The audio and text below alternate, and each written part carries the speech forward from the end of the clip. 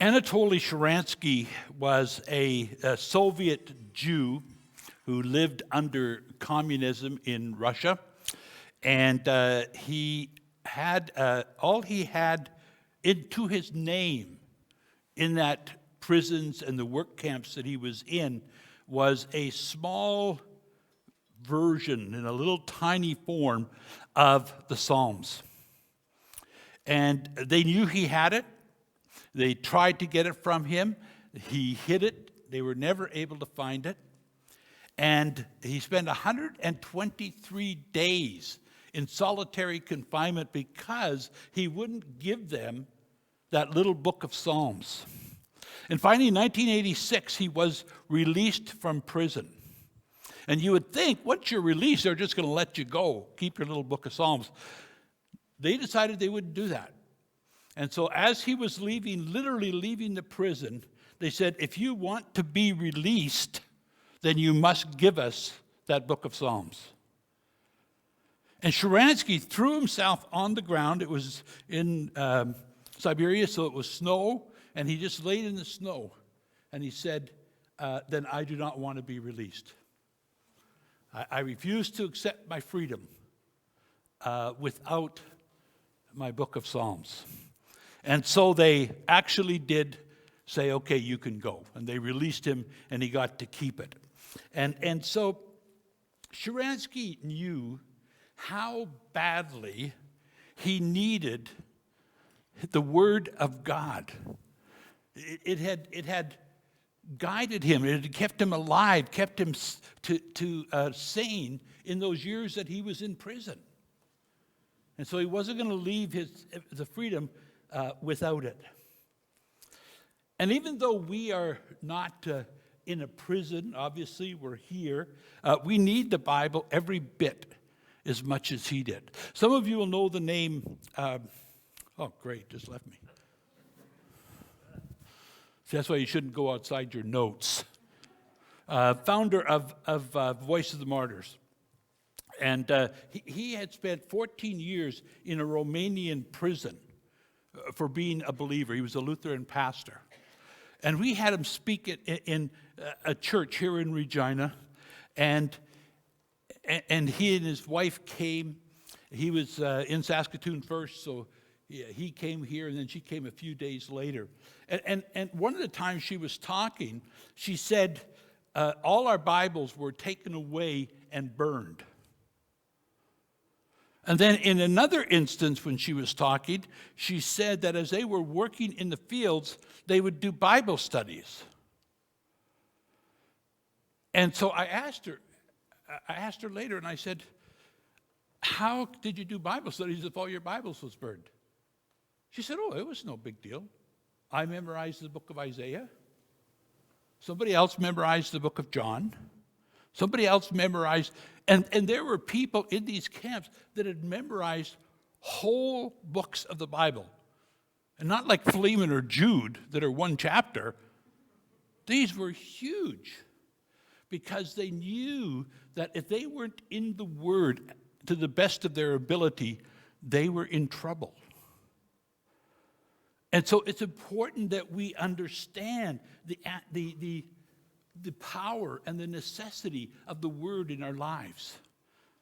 And last week, we took a look at some of the accusations that are made of the Scriptures. And we saw that the Bible is well able to stand against those accusations and destroy them.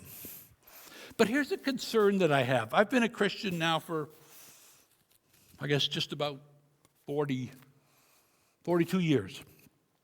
And when I first became a Christian, it was just understood that Christians were in the Word on a regular basis. Maybe not every day, because schedules come up and those kinds of things, but that we were in the Word in the Word in a regular basis. And that seems to have changed over the years to me. It seems like the Bible is losing its place of importance and value in the life of the average Christian. I'm sorry, this is going to be trouble again today.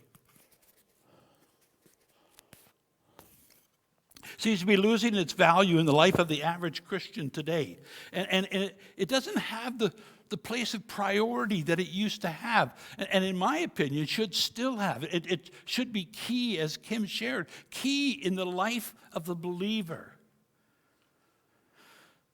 One of the reasons that we need the Bible so much is that it's the plumb line of the average, of the Christian life, the plumb line of the average Christian life.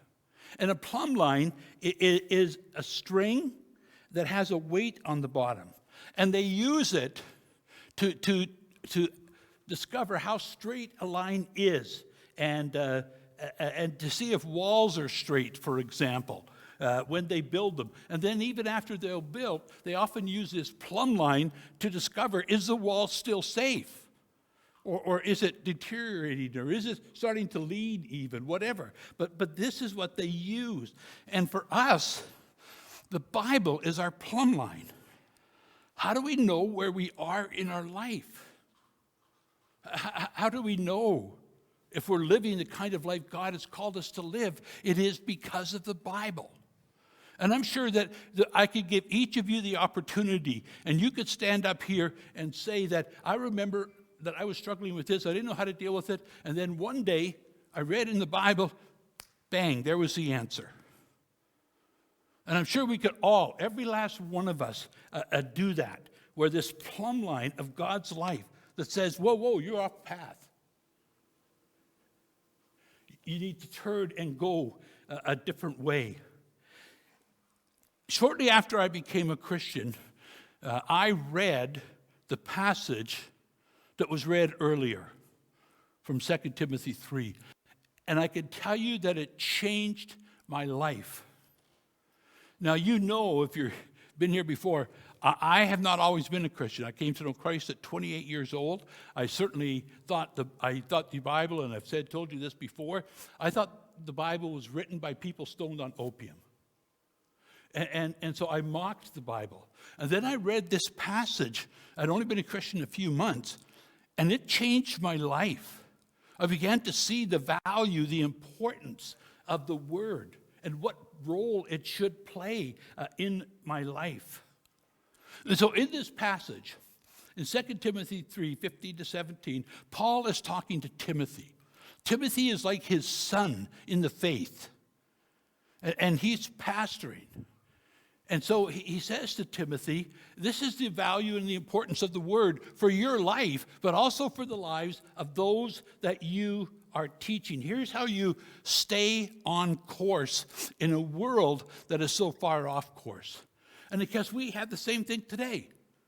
We live in a world that is really off course. Really off course. And so we have the same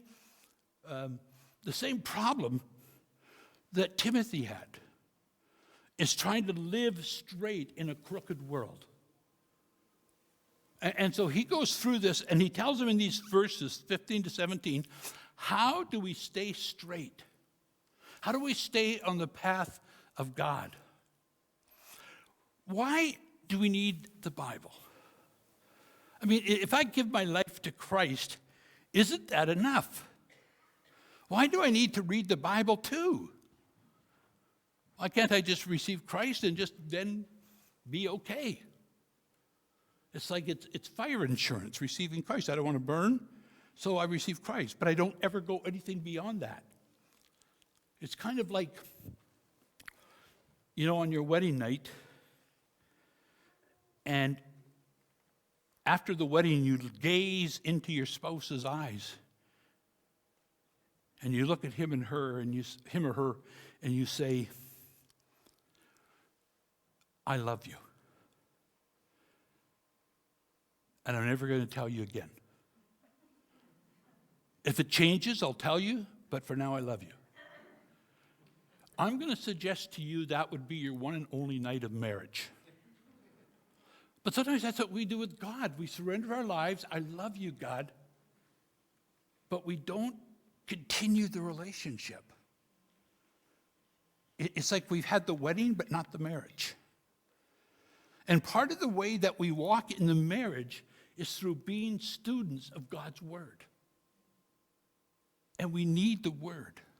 And one of the reasons that we need the Word is found in verse 15, that we need the Word to stay connected, to get connected with God.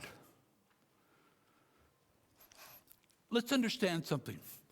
The Bible is not a textbook. We talked about that a little bit last week. The Bible is a series of love letters to God's people. And again, if we go back to our wedding illustration that you love your spouse, but you're never going to tell her again, him or her again. This is what we do when we just never are in the Word or rarely in the Word. And so, we are people of the Word. Now, I don't know if when you were going together with your husband or your wife, I don't know if you wrote letters to each other. Wendy and I did, and I still have all of them. Every last letter that she ever wrote to me. I don't have to even print them out on a printer. And I read them sometimes. Because I love her, she loves me, and I like to read those love letters. And that's what we're doing in the Scriptures. We're reading the love letters. We're wanting to get connected with our loved one, with God, but we also want to stay together. And so in verse 15, Paul says to Timothy, "From childhood you, Timothy, have been acquainted with the sacred writings, which are able to make you wise for salvation and through faith in Jesus Christ." So that's one of the reasons that we read it. The Bible makes us wise about how to have a meaningful relationship with God. As He transforms our lives. The Bible, we read the Bible because it makes it wise about our problem. And what's our problem? Sin. Ultimately, sin is our problem. And the Bible helps us to understand that. It helps us to recognize our problem. The fact that we are missing the mark with God. And that's basically what sin means, is we're missing the mark with God. The Bible tells us something horrible, absolutely horrible, that every last person on the face of the earth that has ever been born, that is being born today, that will ever be born, that every last person is imperfect. The absolute best person in the world, if you were voted the best person in the world, it does not mean that you've never done anything wrong. That from time to time, from point to point, we can make mistakes and we can do things wrong. No one bats 1,000. In fact, the same writer, Paul, says in Romans 3:23 that all have sinned and fallen short of the glory of God. All of us, none of us can say, I have never fallen short of the glory of God. That's a huge problem. Our sins have disconnected us from God, and just as light and darkness can't mix, neither can sin and God mix. And so what are we to do? There's this sin, this barrier between us and a meaningful relationship with God. We cannot have, all we can have is a distant relationship. Like two people that are pen pals, but they don't really know each other. If we allow sin to continue in our life, it breaks that connection between us and God. Isaiah 59:2 in the New Living Translation says, there is a problem. Your sins have cut you off from God. Beloved, we all have a problem. The problem is that our sins have cut us off from being truly connected with God. When we lived here in Regina before, we had an electric lawnmower. And my wife loves to mow the lawn, so while I was at work, usually she would do it. I'm sure our neighbors thought I was just a lazy jerk. But Wendy would be out there, and she would run over the cord. And our neighbor, Terry, would yell out, "I'll be right there, Wendy." And he'd come over and fix it for her. We had this about 100-foot orange cord with all of these black tape marks all along it. Here's the issue. If you said, okay, I don't have any power anymore, but I think if I just get this lawnmower going fast enough, if I push it real fast, I'll still be able to mow the lawn. No, you won't. You won't be able to do it because the power has been cut off. And one of the things that brings us power in our relationship with God is His Word. Isn't it wonderful that God came in His Son,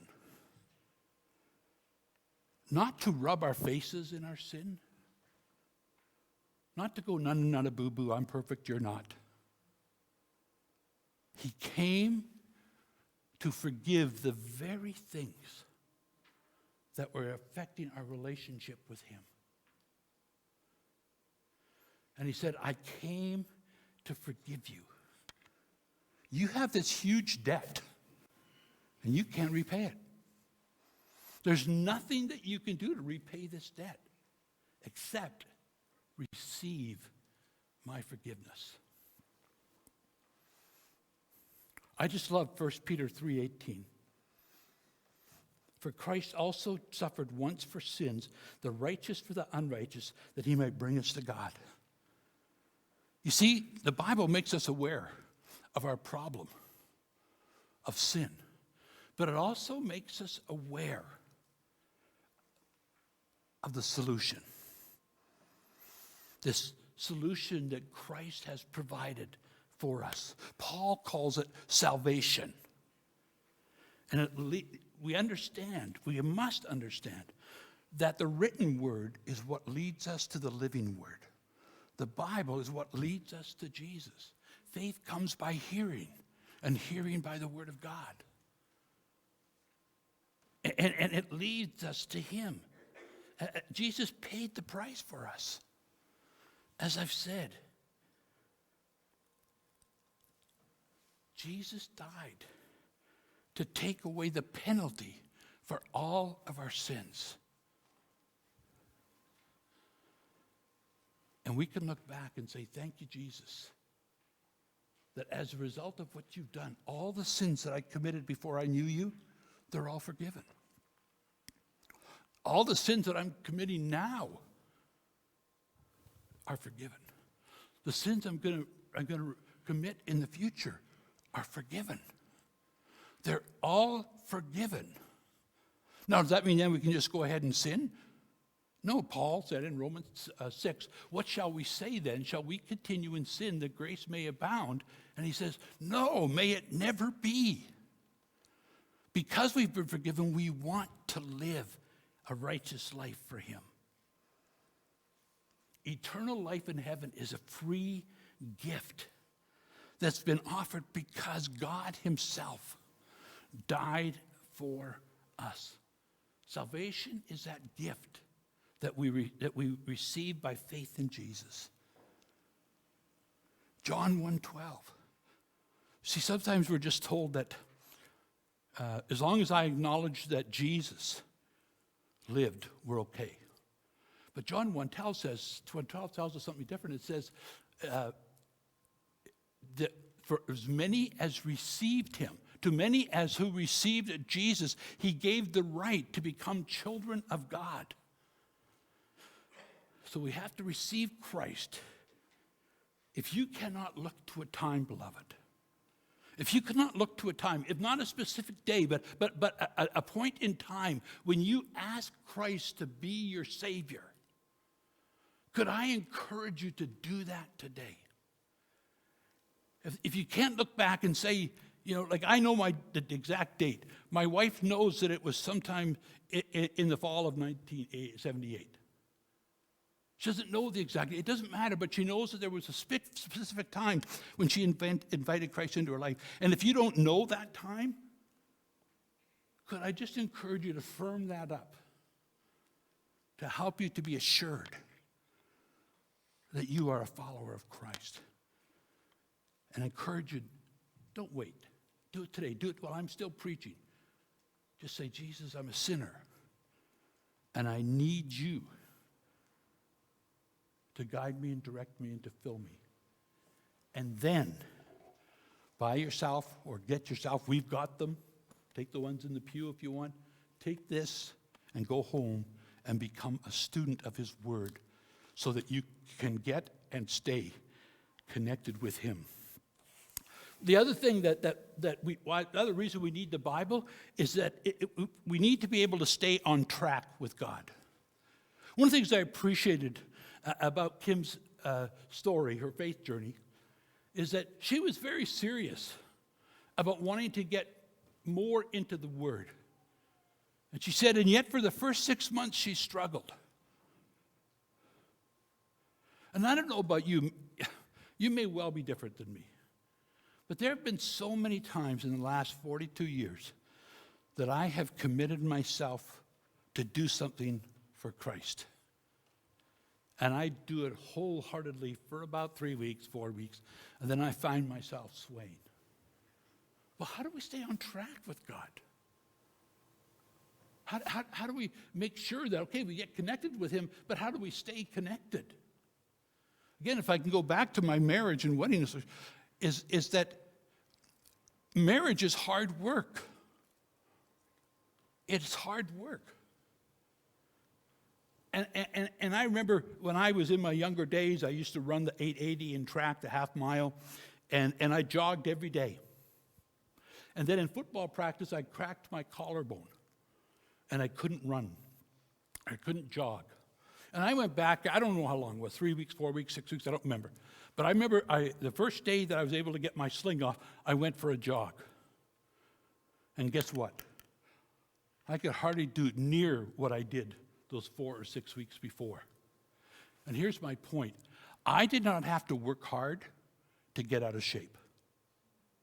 It was quite easy. And it's the same thing in our relationship with God.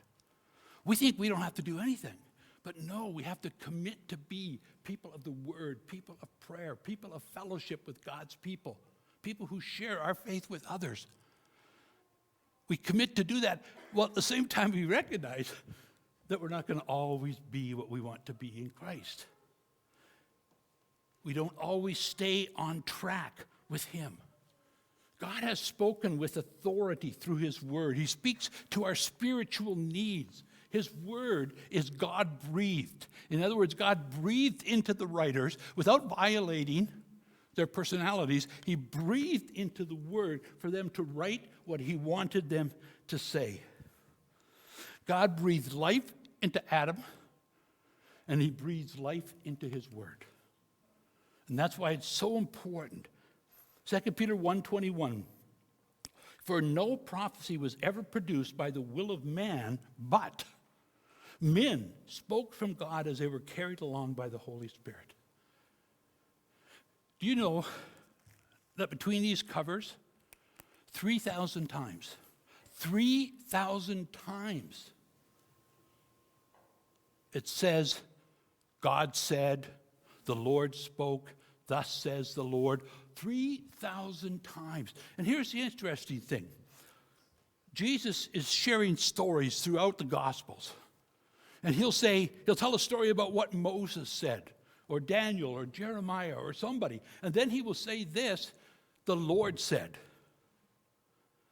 Even though it was Isaiah that wrote it, or Jeremiah, or Daniel, but he still says the Lord said. And so even though human beings wrote the book, through that inspiration, that God-breathing of God, it became the Word of God. And this book carries the personality and the character of God. So why do we need the Bible? Well, according to this verse, we need the Bible because of its teaching. We need the Bible because of its teaching. Got that?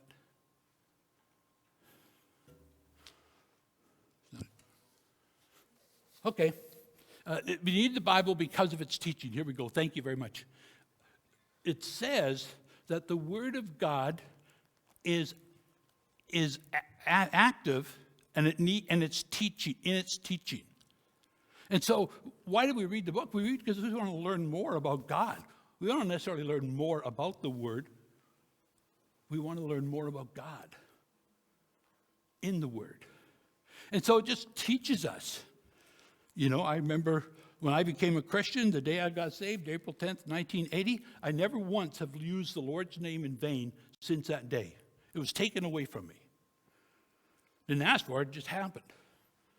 But I still use lots of other words that were not very appropriate. And I was reading one day, I was reading through Ephesians, and I saw this verse. Let no unwholesome speech come from your mouth. Ooh.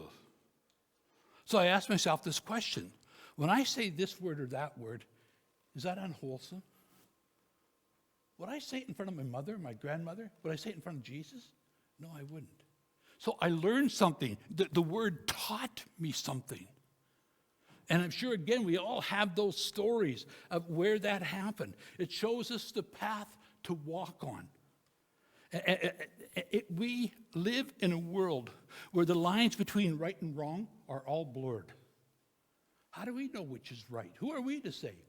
Because if it says it's in the book, then it's true, it's right, or it's wrong, whatever, because of what God says in His Word. Dwight L. Moody said this. He was an evangelist in the last century. You can tell how crooked a stick is by putting a straight one next to it. And here's our straight stick. And we put this beside our lives.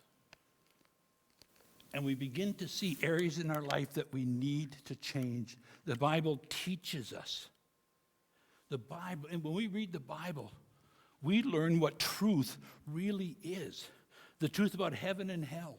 The truth about life after death and angels and demons and evil in the world and human sexuality and all of those things. How do we raise children well? What do you do when you're like me and you were raised in a very, very dysfunctional family?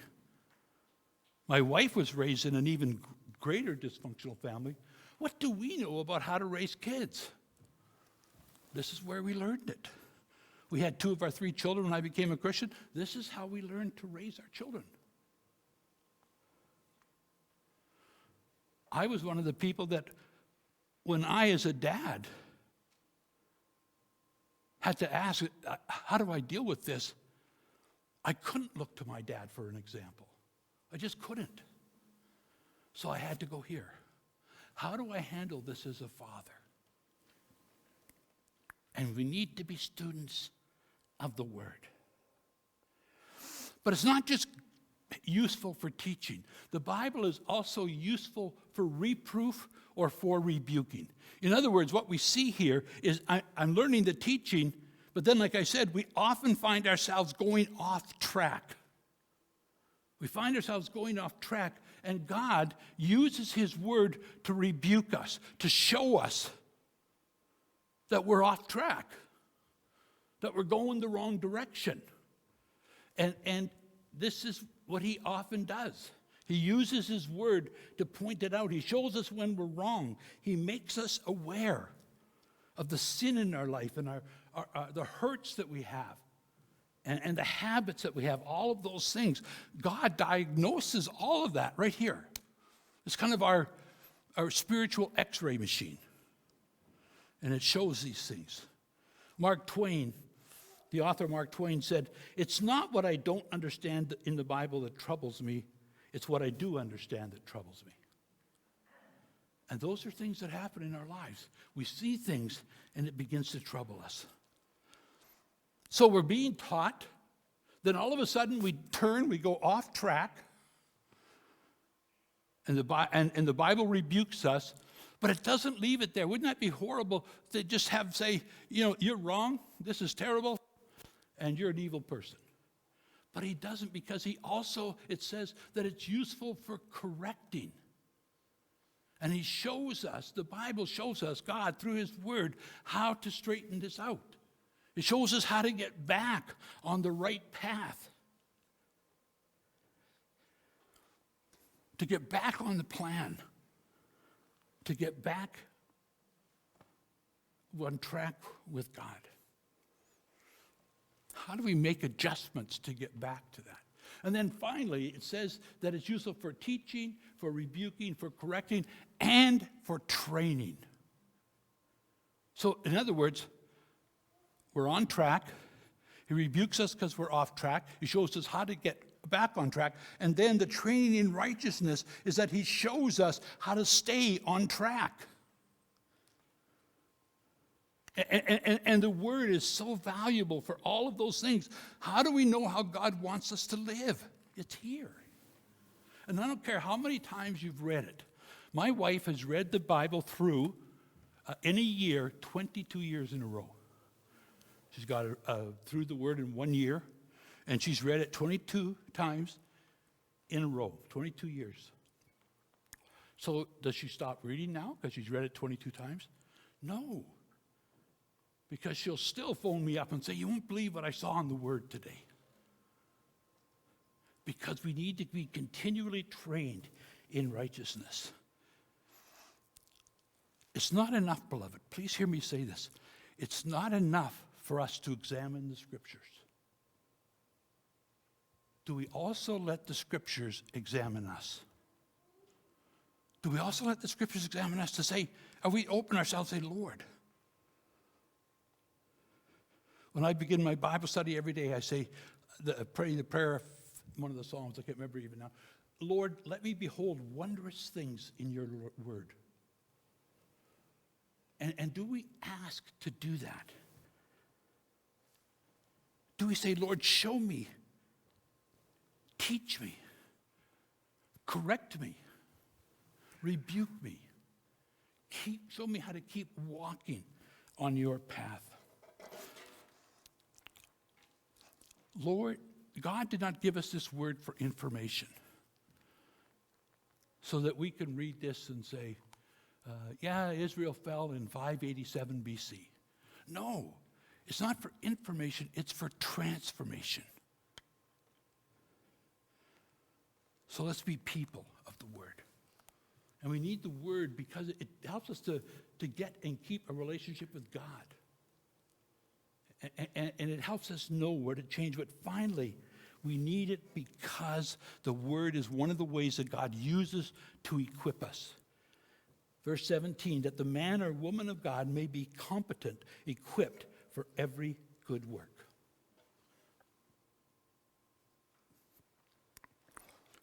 When I was a Christian, probably less than a year, our pastor was going on holidays, and he asked me after an evening service, would you be willing to preach on such and such a date while I'm on holiday? Well, I thought he was just teasing me. And I said, no, of course not. No, he said, I'd like you to. And I said, no, I'm not going to do that. And the next day, I was beginning to read the book of Jeremiah. And in that first chapter, it says, do not say that you're too young. Because that's one of the things I said. I haven't been a Christian long enough. And he said, don't say you're too young. Just let the Lord lead you. So I phoned back my pastor and I said, okay, I'll do it.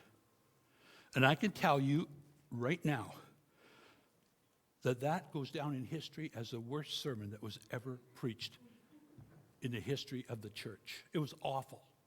In those days, we had cassette tapes. You had to turn it up full blast to hear me. Because I was standing like this. Never lifted my head up for the mic to catch me. Why did I do it then? And to this day, I think I've told you, my mouth is dry. It's dry right now. It's dry when I'm coming up. My hands are sweating. Why do I do it? Because God has told me to, and he has equipped me to do it.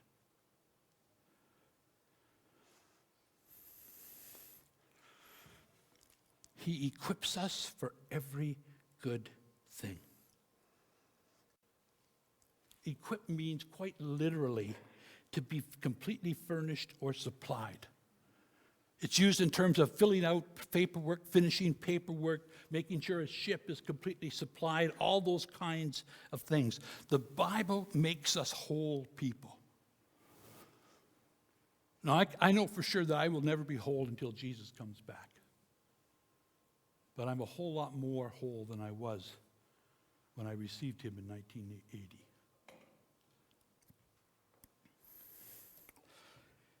In verse 17, Paul says that we can be a man or woman of God by obeying his word. Not just knowing it, but obeying it. Letting it direct our lives. I think that's the biggest mistake we make, is that we read the Bible, but we don't apply it. I encourage you to ask God that every time you read the word, that you ask God, show me one way that I can apply your word today or this week or whatever. Never allow the word to just go into your head and never come out your heart, your hands, or your feet. Patrick Henry was a politician in the 1700s, and as he lay on his deathbed, he picked up a Bible. I'm not sure what it was doing there, but he picked up this Bible that was on his bedside, and he said, "Here is a book, the Bible, worth more than all others that were ever printed. Yet it is my misfortune never to have found time to read it." And someone else said, "The Christians who have turned the world upside down have been men and women with a vision in their hearts and the Bible in their hands." So I simply want to ask you, which of these people do you want to be when you're laying on your deathbed? Do you want to be the person who says, "This is a great book. I heard a lot about it in church. I never looked at it much, but I hear it's really good"? Or do you want to be one of the people who in your life have turned the world upside down, your little part of the world, because you got a vision in your heart and the Bible in your hands? We need this book. Father God, thank you again for your book. Help us to read it, to study it, but even more importantly, Lord, help us to live it out in our lives. Help us to be students of your word. And we ask it in Christ's name. Amen.